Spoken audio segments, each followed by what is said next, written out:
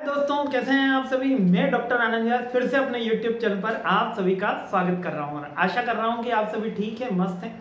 Operational management की third unit का first part complete हो चुका है। मैं सेकंड पार्ट लेकर आया हूं। इस पार्ट के अंदर हम इन्वेंट्री कंट्रोल्स की जितनी भी टेक्निक्स हैं अपने कोर्स के अंदर, एबीसी एनालिसिस हो, ईओक्यू हो, जेआईटी हो, कैनबैन हो, सब देखने वाले हैं।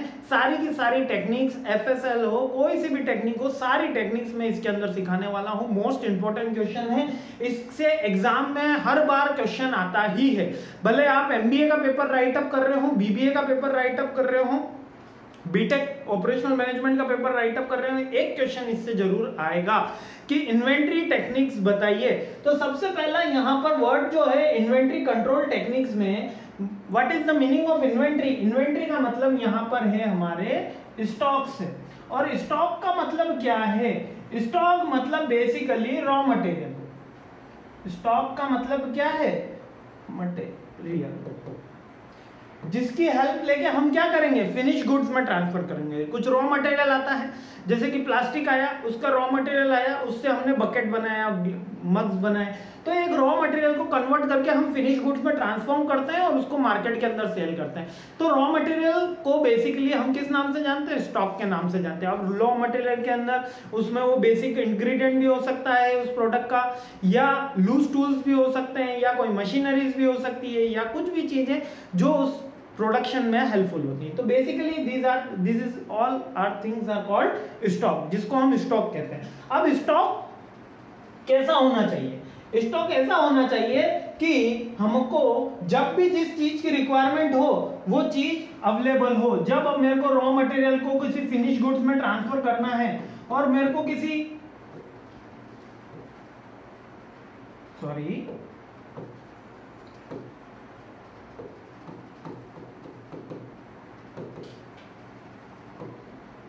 फिनिश्ड गुड्स में ट्रांसफर करना है, तो मुझे बहुत सारी चीजों की रिक्वायरमेंट होती है। मान लेते हैं कि ये मार्कर ही बनाना है, तो इस मार्कर में कलर की भी रिक्वायरमेंट है, आगे की निब की भी रिक्वायरमेंट है, एक मशीन की भी रिक्वायरमेंट है, इलेक्ट्रिसिटी की भी रिक्वायरमेंट है, an numbers of the things की रिक्वायरमेंट होती है। वो हम सारे स्टॉक में होनी चाहिए। तो अब ये जो स्टॉक है वो कंट्रोल में होना चाहिए। और वो कितना होना चाहिए? ज्यादा हो गया तो भी बिजनेस को दिक्कत है कि ज्यादा मैंने पेन के लिए अगर कलर मंगा लिया तो भी दिक्कत है, मेरा वेस्टेज हो जाएगा। कम मंगाया तो शॉर्टेज हो जाएगी। तो कितना होना चाहिए? जितनी रिक्वायरमेंट हो उतना होना चाहिए। तो स्टॉक कंट्रोलिंग की टेक्निक्स बनाई गई है, डेवलप करी गई है, अलग अलग फिलोसोफर्स ने अलग अलग डेवलप करी गई है। ठीक है, तो देख लेते हैं, एक सेकेंड। हाँ, तो फिनिश गुड्स के बारे में अपन मतलब डिटेल में देखने वाले हैं कि स्टॉक की, इन्वेंट्री की, कंट्रोलिंग की कौन कौन सी टेक्निक है। इसमें सबसे जो प्रोमिनेंट टेक्निक है या बार बार एग्जाम के अंदर आती है, बीकॉम या 12th कॉमर्स के स्टूडेंट भी इसको सीखते हैं, ये है ईओक्यू। अब ईओक्यू क्या है? इकोनॉमिक ऑर्डर क्वांटिटी, यानी कि हमको किसी कॉस्ट को, किसी प्रोडक्शन को हमारे रखने में उसकी जो एक एरिया वो कवर अप करेगा। मींस कि कोई भी स्टॉक हमारे स्टोर डिपार्टमेंट में एक एरिया कवर अप करेगा, उसको रखने की एक पर्टिकुलर कॉस्ट होती है। उस कॉस्ट में वो हमको बेनिफिशियल है या नहीं है वो चेक किया जाता है। उसके अंदर फर्स्ट टेक्निक है economic order quantity is the ideal order quantity company should purchase for its inventory, a set of cost of production, demand rate and other variable. तीन चीजें इसमें ध्यान रखी जाती है, प्रोडक्शन, डिमांड रेट और अदर वेरिएबल्स का ध्यान में रखा जाता है। This is the minimise the variable inventory cost and the equation of EOQ takes into the account storage, ordering cost and the shortage cost. अब देखिएगा, एक इक्वेशन दे रखी है। अब ये इक्वेशन तो बेसिकली ये है EOQ equal to 2AO upon C, ये अंडर रूट। ठीक है, लेकिन बुक्स के अंदर कहीं पे 2AO अपॉन C दे रखा है, कहीं पे यहाँ पर 2SD डिवाइड बाय H दे रखा है। तो याद रखिएगा दोनों का मतलब एक ही है, दोनों फॉर्मूला एक ही है। कोई ये मत कीजिएगा कि सर फॉर्मूला अलग लिखा दिया। क्यों? क्योंकि यहाँ पर S equal to setup cost है और मैंने O equal to ordering cost लिखी है, या और D equal to demand cost है, demand rate, quantity sold per year, और H equal to holding cost है। ठीक, तो वहां भी वो उसका प्रोनाउंसिएशन वही है, केवल वहां पे सिंबल्स बदल दिए गए हैं, केवल वहां पर फॉर्मूला बदल दिया गया है। वहां लिख दिया गया है 2AO अपॉन सी, और ये रूट में दे दिया गया है, और यही फॉर्मूला वहां पे आपकी बुक्स के अंदर हो सकता है 2a अपॉन सी दिया हुआ है ना, किसी बुक्स के अंदर 2a अपॉन सी दिया हुआ है, किसी बुक के अंदर 2sd अपॉन h दिया हुआ है, दोनों का मतलब एक ही है, दोनों का कॉम्बिनेशन एक ही है। 2 इक्वल टू फॉर्मूला का s equal to setup cost, d equal to demand और h equal to holding cost. तो ये एक्चुअल में दिया हुआ होगा आपको एग्जाम के अंदर, यदि इसका न्यूमेरिकल आ गया तो। वैसे तो आने की प्रोबेबिलिटी काफी कम है, लेकिन आ गया तो डायरेक्ट दिया हुआ होगा सेटअप कॉस्ट 20, डिमांड रेट 50 और h आपको दिया होगा मान लीजिए 10। तो इसका इंटू करके इंटू 2 करके रूट करोगे और आंसर कैलकुलेट कर लेना। केवल अगर फॉर्मूला याद है तो आपका ये क्वेश्चन बहुत इजीली बन जाएगा। ये है EOQ। EOQ क्या है? 2a अपॉन सी, आप याद रख लेना। इसके अंदर हम किसके बारे में बात करते हैं, मैं फिर से एक्सप्लेन कर देता हूं। इसके अंदर हम वेरिएबल्स की कंट्रोल की बात करते हैं, सेटअप कॉस्ट की बात करते हैं, हम डिमांड रेट की बात करते हैं। सेटअप कॉस्ट डिमांड रेट की बात करते हैं होल्डिंग कॉस्ट से डिवाइड करके। होल्डिंग यानी कि वो जो जगह हमने उसको कैप्चर करके दिए जहां उस पर्टिकुलर प्रोडक्ट ने होल्डिंग करी है, उसकी कॉस्ट हम डिवाइड कर देते हैं। ठीक है, नेक्स्ट है हमारा कौन सी टेक्निक है? एबीसी एनालिसिस है। कौन सी टेक्निक है? ABC analysis. अब ABC analysis is the most effective और मोस्ट सिंपल वे की जब हमको एनालिसिस करना होता है, कंट्रोल करना होता है, तो हम एबीसी एनालिसिस करते हैं। ये क्या होता है? इस वे के अंदर हम चेक करते हैं कि ए रिप्रेजेंट 3 कैटेगरी में मैं किसी भी प्रोडक्ट को डिवाइड करता हूं। ठीक है, 3 कैटेगरी में प्रोडक्ट को डिवाइड करता हूं। ए किसको? मोस्ट वैल्यूएबल प्रोडक्ट की, उसके बिना तो भैया काम चल ही नहीं सकता। बी वैल्यूएबल है लेकिन ए से ज्यादा वैल्यूएबल नहीं है। सी यानी कि लीस्ट वैल्यूएबल प्रोडक्ट की, उसके बिना भी काम चल सकता है। जैसे कि एक फर्नीचर मैन्युफैक्चरिंग यूनिट है तो वहां पे विदाउट इलेक्ट्रिसिटी काम नहीं चल सकता, सारी मशीनरी शट डाउन हो जाएगी, तो वो ए कैटेगरी में आया। सेकंड, वुडन जो होगा वो भी ए कैटेगरी में आएगा। बी कैटेगरी आपके स्क्रू हो सकते हैं जो उनके बिना थोड़े बहुत समय के लिए काम चल सकता है कि चलिए बड़ा स्क्रू नहीं, छोटा मिला तो अपन थोड़ा कर सकते हैं, वो भी वैल्यूएबल है। और सी कैटेगरी में कौन सी स्टॉक्स आए? सी कैटेगरी में वो इन्वेंट्री आए जो डेली रूटीन पे चाहिए, लाइक कलर। अभी नहीं है तो कोई बात नहीं, एक बार दूसरा यूनिट बना लेते तब तक कलर आ जाएगा, तो उसके बाद उस पर वार्निश हो जाएगा, कलर हो जाएगा वुडन के ऊपर। ये 3 कैटेगरी समझ में आ गया। यानी कि हम उसकी वैल्यू के अकॉर्डिंग जब किसी भी प्रोडक्ट को डिवाइड कर देते हैं और उसकी कंट्रोलिंग में लग जाते हैं कि ए प्रोडक्ट तो कभी भी खत्म नहीं होना चाहिए, क्योंकि उसके बिना काम नहीं चलेगा। यानी इन्वर्टर होना चाहिए, जनरेटर होना चाहिए, कभी भी इलेक्ट्रिसिटी न जाए। बी प्रोडक्ट उसकी सेकंड प्रायोरिटी पे और C product last least priority पे रहेगा। नेक्स्ट है इन्वेंट्री कंट्रोल की VED technique, VED VED technique में इसमें बोला है popular inventory management study that classified the material according to their criticality of the business. अब जैसे हमने ABC कैटेगरी में डिवाइड करा था on the basis of the value, यहाँ पर हम क्रिटिकलिटी पे करते हैं, like vital, essential and desirable. अब सेम है, वो भी ABC भी एनालिसिस सेम है और VED भी एनालिसिस सेम है, कोई इतना मेजर डिफरेंस नहीं। जहां पर हमने ए कैटेगरी को मोस्ट वैल्यूएबल प्रोडक्ट बोला था, इन्होंने वाइटल प्रोडक्ट बोल दिया। बी कैटेगरी को आफ्टर द ए कैटेगरी बोला था, इन्होंने एसेंशियल प्रोडक्ट बोल दिया। और सी कैटेगरी को जिन्होंने हमने लीस्ट इंपॉर्टेंट प्रोडक्ट बोला था, इन्होंने डिजायरेबल प्रोडक्ट बोल दिया। यानी कि वेद और VED कंट्रोल टेक्निक कर लो या ABC कंट्रोल टेक्निक कर लो, आंसर सेम ही आएगा, क्योंकि we divide a product according to their need, according to their value. तो यहां पर हम किसमें क्रिटिकलिटी के कि ये प्रोडक्ट इजीली मिल जाएगा तो वाइटल, और बिल्कुल आपको जरूरत है तो एसेंशियल, और जरूरत भविष्य में होने वाली है तो desirable, like manufacturing unit furniture की। वाइटल यानी कि वुडन, बिना वुडन के आप फर्नीचर इंडस्ट्री नहीं रन कर सकते। एसेंशियल क्या है गया उसमें? एसेंशियल आ गया उसकी स्क्रू हो गए, फेविकोल हो गया, वो एसेंशियल हो गया। और डिजायरेबल कलर, वार्निश, ठीक है, वो डिजायरेबल के अंदर आ गया। आई होप क्लियर हो गया है। वे ABC और EOQ 3 अभी तक अपन ने सीख ली। EOQ में ही फॉर्मूला है, बाकी कहीं फॉर्मूला नहीं है। ठीक है, नेक्स्ट है इन्वेंट्री कंट्रोल की FSN टेक्निक। अब FSN टेक्निक ये कह रही है कि प्रोडक्ट जितना फ्रीक्वेंटली मूव करता है स्टोर में, यानी कि कोई से प्रोडक्ट बहुत जल्दी आते हैं और बहुत जल्दी चले जाते हैं, कोई बहुत जल्दी जाते हैं लेकिन वो रखे रहते हैं प्रोडक्शन स्टोर के अंदर रखे रहते हैं, साल भर तक उनको डिस्पैच नहीं होता। कोई प्रोडक्ट ऐसे होते हैं 6 महीने के अंदर डिस्पैच हो जाते हैं, मीन्स कि उनकी रिक्वायरमेंट बढ़ जाती है। तो दैट इज काइंड ऑफ कि उनकी मूविंग के अकॉर्डिंग जब हम प्रोडक्ट को डिवाइड कर देते हैं और उसके थ्रू कंट्रोल करते हैं तो FSN टेक्निक कहलाता है, जिसमें कहते हैं fast moving, as for slow moving and for non moving. Non moving means कि वो चेंज नहीं होने वाले, वो कहीं भी नहीं जाने वाले। Item that are not issue used by more than a certain duration, यानी कि बहुत समय तक वो कंपनी स्टोर में रहते हैं। आइटम दैट आर यूज्ड और लेस सर्टेन पीरियड, और item that are frequently issued. अब फ्रीक्वेंटली इशूड कौन से आइटम होंगे? फ्रीक्वेंटली इशूड जैसे कि आप ये मान लेते हैं स्टेशनरी आइटम्स फ्रीक्वेंटली इशूड होते हैं, बार बार स्टेशनरी की रिक्वायरमेंट होती है। और लेस फ्रीक्वेंटली हो गए तो आप उसमें कोई पार्ट्स हो गए, ठीक है। और नॉन मूविंग आइटम लाइक कि कोई एक एसेंशियल चीज जो एसेंशियल पार्ट है जो अभी स्टोर में आया है, जो साल में 2 साल में एक बार रिक्वायरमेंट आती है, वो नॉन मूविंग पार्टनर कहलाता है। तो इनकी रिक्वायरमेंट, इनका स्टॉक ना भी हो तो चल जाएगा, लेकिन स्लो मूविंग और फास्ट मूविंग का स्टॉक एसेंशियल रहता है। Getting my point? ये है FSN टेक्निक। तो अभी तक अपन ने कौन कौन सी सीख ली बताओ? EOQ कंप्लीट कर ली, ABC कंप्लीट कर ली, VED कंप्लीट कर ली, FSN कंप्लीट कर ली। 4 टेक्निक मैंने करवा दी है। अगली है HML टेक्निक। अब HML टेक्निक क्या कह रही है? ये कह रही है कि किसी भी इन्वेंट्री को उसकी वैल्यू के अकॉर्डिंग, वैल्यू यानी कि उसकी प्रायोरिटी वैल्यू नहीं, उसकी प्राइस के अकॉर्डिंग डिवाइड करो। High price, medium price, low price. High price में ये कह रहा है कि वो आपकी जितनी हाई प्राइस का अगर कोई प्रोडक्ट है तो उसकी कंट्रोलिंग ज्यादा हो, लो प्राइस की कंट्रोलिंग कम हो, क्योंकि उसकी एनुअल टर्नओवर, हमारी जो कॉस्ट है उसके ऊपर डायरेक्टली इंपैक्ट आता है।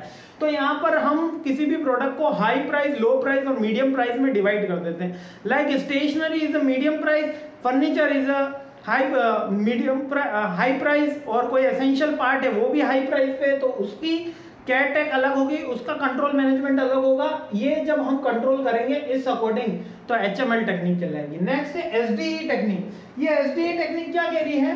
ये SDE टेक्निक कह रही है कि हम यहाँ पर प्रोडक्ट को किसके अकॉर्डिंग? सप्लाई के अकॉर्डिंग चेक करेंगे, लाइक सप्लाई के अकॉर्डिंग फिक्स करेंगे। SDE refer to the S category में वो प्रोडक्ट आएंगे जिनकी बहुत ही शॉर्ट सप्लाई होती है, या स्कैरी आइटम की मिलेगा ही नहीं वो मार्केट में। D के अंदर वो मिलना मुश्किल तो होता है, डिफिकल्ट तो होता है, लेकिन वो थोड़ा सा आप पहले से ऑर्डर दोगे तो बन जाएगा। और E refers to the easily available item, S refer to the scarce item, like कि बहुत उनकी कमोडिटी कम है। D refers to the ऐसे आइटम जो इजीली अवेलेबल नहीं है, लेकिन आप थोड़ा सा उसमें ऑर्डर करेंगे तो आपको वो मिल जाएगा, डिफिकल्टी टू मीट।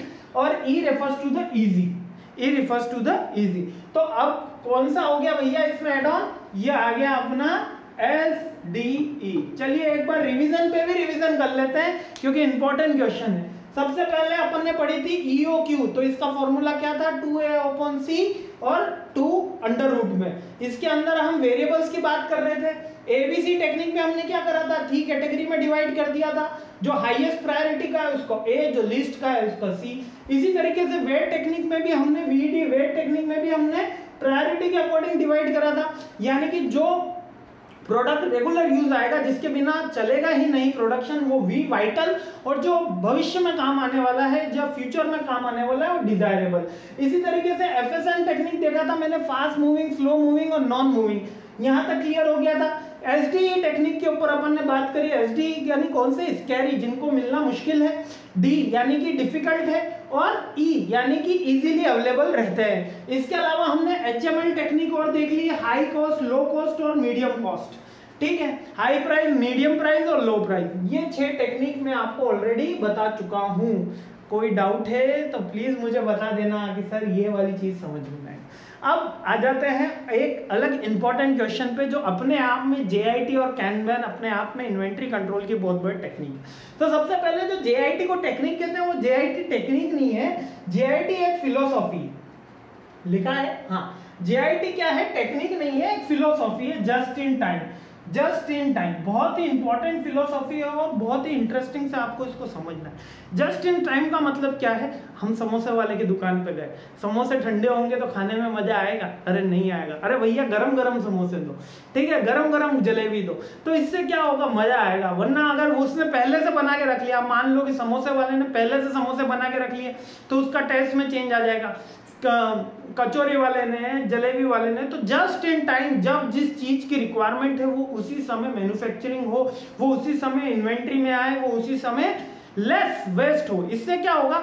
अगर मेरे को 50 लोग दिख रहे हैं कि समोसे खाने वाले और मैंने 50 समोसे बना के रख रखे हैं, तो सब बिक जाएंगे, कुछ भी चीज बचेगी नहीं। तो जस्ट इन टाइम क्या है? एक टेक्निक नहीं है, एक फिलोसॉफी है। ये कहती है जब जिस चीज की रिक्वायरमेंट हो तब वो चीज होनी चाहिए, तब वो चीज होनी चाहिए। कोई high price, low price, volatile, ये वाइटल, डिजायरेबल, कुछ भी नहीं।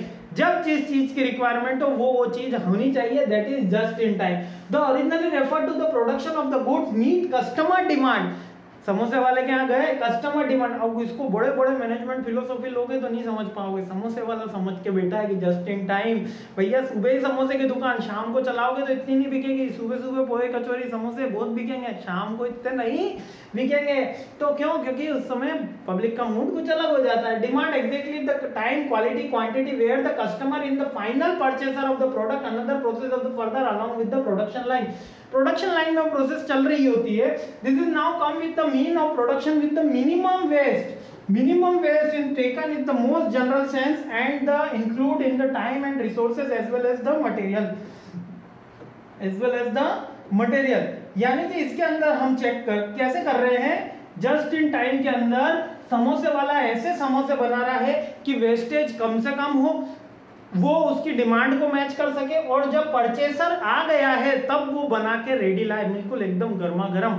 ठीक है, तो that is just in time technique. बहुत सिंपल है ना।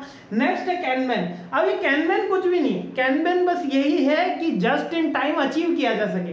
कैनमैन इन्वेंट्री की एक ऐसी टेक्निक है, एक प्रोडक्शन की ऐसी टेक्निक है जिससे हम क्या कर सकते हैं? जस्ट इन टाइम अचीव कर सकते हैं। ये एक टेक्निक डेवलप करी थी भाई साहब, कौन थे? जापानीज फिर फर्म के ऊपर उन्होंने एक्सपेरिमेंट करा था। अब देखिए, Kanban is the concept related to obtain the material required in the just in time there the introduction to the assembly process. The system of just in time process was initiated by Japanese firm Toyota. Toyota ने firm ने 1940 में Kanban technique start करी थी।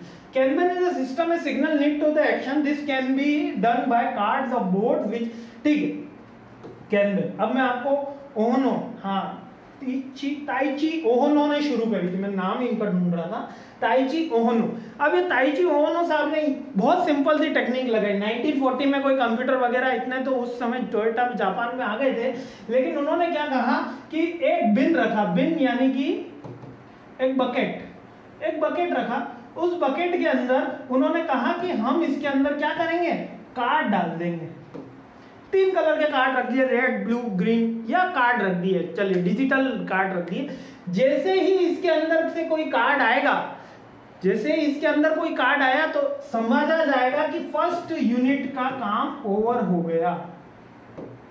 जैसे ही उसके अंदर काम हो जाएगा, ये कार्ड उठाएंगे और ये कार्ड सेकंड यूनिट के पास जाएगा, और वो सेकंड जगह बिन रखी हुई होगी, यानी बकेट रखा हुआ होगा। वो कार्ड जब ये सेकंड यूनिट कंप्लीट कर देगी तो ये यहाँ हो जाएगा। फिर ये कार्ड थर्ड यूनिट के पास जाएगा। चलिए फिर से एक बार ये डायग्राम बना के देखते हैं, कहाँ गया? ये रहा। ठीक है, ये कार्ड के लिए मैंने एक बिन बना दी, ठीक है, इसके लिए फिर दूसरी बकेट बना दी, फिर यहाँ पे मैंने तीसरी बकेट बना दी। ठीक है, ये यूनिट 1 है, ये यूनिट 2 मान लो, ये यूनिट 3 मान लो, और यहाँ यूनिट 1 है। अब जैसे ही यूनिट 1 का, अब कैनमैन टेक्निक आपको बहुत सिंपल है, बहुत आसानी से समझा देता हूं। इसमें क्या होता है? कार्ड फॉलो किए जाते हैं। क्या फॉलो किए जाते हैं? कार्ड। एक इस तरीके का कोई भी कार्ड बना दिया, एक टेम्पलेट बना दी, वो कार्ड फॉलो कर दिया। जैसे यूनिट 1 का काम कंप्लीट हुआ, उसने इस बॉक्स के अंदर वो कार्ड पुट ऑन कर दिया। फिर ये यूनिट 2 को पता चला अरे भैया उनका काम हो गया, अब अपना काम है, अब अपन को ये काम करना है। उन्होंने कार्ड पिकअप किया और जैसे ही उनका काम कंप्लीट करा जल्दी से, और यहाँ पर यूनिट 2 को वो कार्ड उसके बिन में रख दिया। फिर यहाँ से उन्होंने कार्ड कंप्लीट करा और यूनिट 3 के बिन के अंदर आ गया और यहाँ से वो कार्ड खत्म हो गया। इसका मतलब प्रोडक्ट जो है वो आपका रेडी है, प्रोडक्ट जो है वो रेडी है। तो इसका मतलब एज फास्ट मूविंग के हमको पता है कि कौन सी असेंबलिंग लाइन में अभी वो पर्टिकुलर प्रोडक्ट चल रहा है। एक पर्टिकुलर प्रोडक्ट के साथ उसका कार्ड अरेंज किया गया, उससे क्या करा गया, उससे उसकी स्मूथ प्रोसेसिंग करी गई, जिससे क्या हुआ वो जस्ट इन टाइम अचीव कर पाया। यानी Kanban is a technique for achieving the just in time. Kanban is a technique for achieving a just in time. Toyota company ने 1940 में अडॉप्ट करी थी। ये इस तरीके का एक 3 बिन सिस्टम इन्होंने अडॉप्ट करा था। यहाँ पर 3 बिन सिस्टम, बिन यानी कि बकेट ही है ना, बिन यानी कोई ऐसा रिसाइकल बिन, जैसे कि बिन यानी बकेट। बकेट में क्या करा इन्होंने, कहा कि use for a 3 bin system. कौन सी कितने बिन लिए थे इन्होंने? 3 बिन। 1 bin is available on the floor of production of using the product. The second bin is available for the inventory department. The factory of the production start to obtain the material. Finally, third bin is the premises of the supplier who is selected the delivery. 3 बिन रख दिए थे। अब जैसे कि unit 1, unit 2, unit 3 करा ना, तो अब इसको ये मान लो यूनिट 1 जो है वो आपका स्टोर डिपार्टमेंट में, स्टोर या स्टॉक डिपार्टमेंट है। यूनिट 2 जो है वो प्रोडक्शन डिपार्टमेंट है और यूनिट 3 कौन सी है? सेल्स डिपार्टमेंट है। यानी कि अब इसको इस तरीके से समझ लो, आपको बहुत इजी से याद हो जाएगा। यूनिट 1 कौन सा है? स्टोर डिपार्टमेंट है। यूनिट 2 कौन सा है? आपका प्रोडक्शन डिपार्टमेंट है। और यूनिट 3 कौन सा है? आपका सेल्स डिपार्टमेंट है, या सप्लायर को जहां से सप्लाई हो रहा है वो वाला डिपार्टमेंट है। तो यूनिट 1 के अंदर जब कार्ड रखा हुआ है यानी कि प्रोडक्ट वहां पर है, यूनिट 2 में आया तो प्रोडक्शन में हुआ, यूनिट 3 में आया यानी सेल्स में हो गया, यानी कार्ड मूव कर गया है, यानी कि अब अपन को फिर से प्रोडक्ट बना देना है। अब हमारे तो इंडियन जो थे समोसे वाले, उनको तो ऐसे ही वो थान निकाली बाहर, थान खत्म हुई, उन्होंने दूसरी थान फिर लगा दी, तो क्या हुआ, उन्होंने कोई कार्ड की टेक्निक नहीं अपनाई, टोयोटा कंपनी जैसे करोड़ों का बिजनेस नहीं लगाया, लेकिन वस्तु संगत से वो जान गए कि अपन को जस्ट इन टाइम कैसे अचीव करना है। इन्होंने 3 बिन सिस्टम अपनाया, फुल स्ट्रेटेजी देखी, ये इसके सिग्नल्स देखे, ये कैनबैन के सिग्नल है। इलेक्ट्रिक कार्ड भी हो सकता है, वो नॉन इलेक्ट्रिक भी हो सकता है, लिखा हुआ भी हो सकता है, नॉन इलेक्ट्रिक। दिस नॉट कि कार्ड में इलेक्ट्रिक होगा, डिजिटल होगा, एनालॉग होगा, कोई मतलब नहीं। कार्ड मतलब कार्ड जिसपे बेसिक डिटेल है प्रोडक्ट के बारे में, कि प्रोडक्ट अभी कहाँ चल रहा है, यूनिट 1 में है, यूनिट 2 में है, यूनिट 3 में। जैसे यूनिट 3 में गया, वापस यूनिट 1 में रिक्वायरमेंट आ जाएगी ऑटोमेटिक कि अब वो प्रोडक्ट वहां चला गया है, अब आपको नया अरेंजमेंट करना है। That is the bin system और डेट, और जिसपे सारी चीजें मेंशन होती है। और इसी की तरह हमने यूनिट 3 कंप्लीट कर ली है। आप मुझे जरूर बताएंगे कि ये सारी टेक्निक्स आपको याद हुई कि नहीं हुई, बहुत ही इंपॉर्टेंट है। कहीं भी कोई भी डाउट हो तो please let me know, I am ready to help you. And thanks for watching my this video, I really appreciate your time. Thank you.